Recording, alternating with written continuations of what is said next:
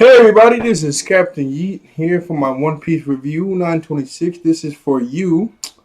Got my trusty notes right here, so let's get into it. So then, almost said so bad. Woo.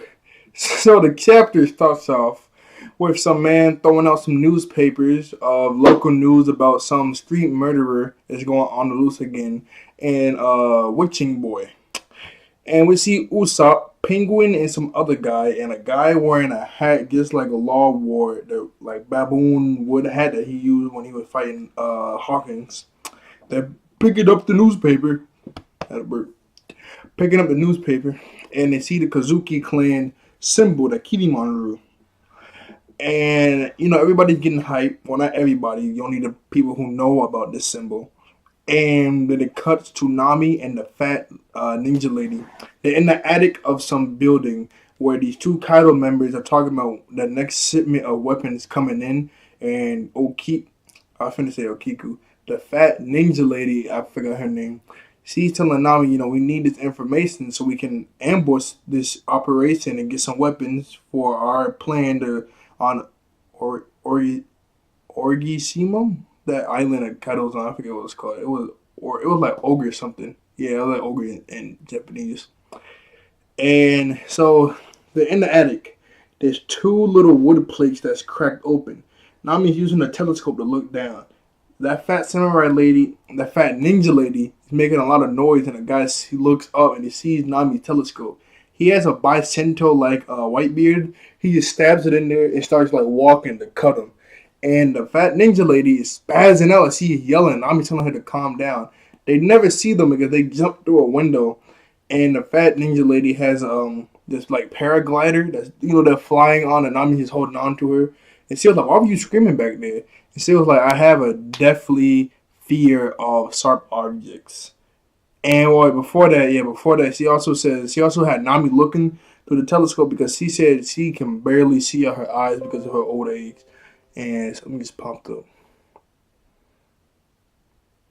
Okay. She can barely see because of her old age. I don't know how old she is, but she must be pretty old. And Ami was like, "You are such a terrible asset on the battlefield if you can barely see and you're definitely afraid of sharp objects." And she was like, "Well, I don't need all that because I'm beautiful." And that's a why do added junk want to pop up as soon as I start recording? That's just so stupid. And then it cuts again to Sanji. He's cooking, and Nami's getting mad at him for not recruiting samurai. All he's doing is cooking. Now he's supposed to be cooking, yes, and he's supposed to have the Kazuki clan symbol like on a board around him or somewhere where he's cooking. And when people come up to buy his stuff, they know it. They're like, "Hey, you Kazuki member?" He's like, "Hey, we're gonna meet up in 2 weeks. Come to the ruins, hey, that's good stuff, and walk off." But he's not doing that. He's just feeding the ladies and the men, he's just cooking. Ladies, just cooking up. Come eat my food, And I'm getting mad at him. And there was one little panel of this shaded out guy, and he was like, "Doesn't this boy know who this island belongs to?" And I was thinking, why would he get mad about that? Then I started thinking, what if this was Queen's Island? Like, this is his territory, just how that I forget what it was called, but like that port town, like that area was Jack's territory. That this is Queen's territory, and she's like a chef too, and he's like outdoing him. Well, yeah, because Queen's just the guy, it's not a girl. She's outdoing him, and she'll get mad about that. I was thinking that's kind of petty. I don't know, maybe. It cuts again to the prison. Well, it says the prison mines. Yeah, it's like the prison and the prison mines. And we see this old dude. And a guard parks one little dongo ball in his bowl. And he's like, "This is it for a whole day's of work." And then he just beats him for talking back. Then another guard says, well, at first we see Luffy and Kid carry these gigantic blocks. Well, they still have the handcuffs on. So, Luffy, he has to hold a block like this. Kid, yeah, so Queen was tinkering with Kid's arm. Like, she ripped it off. So, him. So, Kid is just holding it with one hand. And just running down like, "Get out my way." I never really liked Kid before I saw this chapter. I see Luffy and him going at it. I'm like, Kid does look pretty cool, especially at the end. So they're running, and they put a bunch of these blocks on the ship. And they're like, "Stop. We can't have no more blocks on this ship. You're finna break it." And they said that if you move 4 blocks to a ship, that's one dongle ball.